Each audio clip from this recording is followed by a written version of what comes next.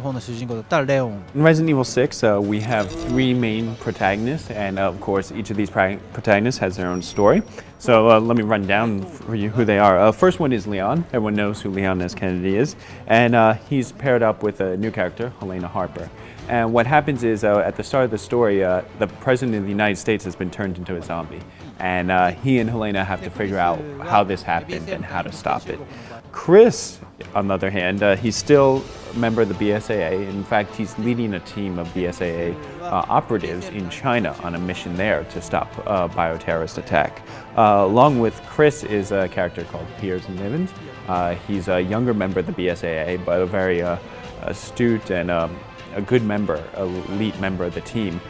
And then, of course, we have our new character, Wesker's son. This is Jake Mueller. Jake Mueller is a mercenary. He works for money, fights in wars for money, and something happens to the other mercenaries where they start acting strange. And at that exact same time, he runs into Sherry Birkin, who is, you might remember from Resident Evil 2. And Sherry tells Jake, I need you to come with me, I need you to help me save the world. So Jake and Sherry are trying to escape, and they're being chased by this creature as they try to escape.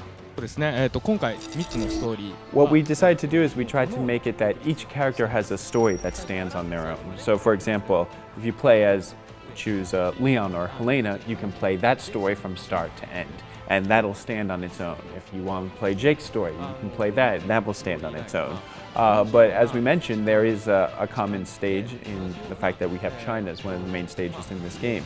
So the timeline for these 3 stories and some of the places that they occur in will overlap. So there'll be some degree of interaction there, some degree of the characters facing similar situations or being in the same place at the same time. So all the characters have their own story that you can play on its own, but you will see a connection that unifies them all as well. 今回久々にナンバリングでゾンビを出そう。 In Resident Evil 6, we're introducing a new virus called the C virus. In previous games, we had the T virus and the G virus, but this time we wanted to introduce a new virus because we wanted to bring back zombies to the Resident Evil franchise, at least the numbered versions of the game. When you had the T virus, it affected zombies in a way. It made them kind of dull. They're not intelligent at all. And we wanted to try and evolve the zombies from what we've had in previous games. まあ分かりやすいところで言うと This is a new Resident Evil game, so everyone's probably wondering, what are we doing about the control scheme in the game? And are we changing it up? Yes, we are changing it up. For example, now you're going to be able to move and shoot at the same time.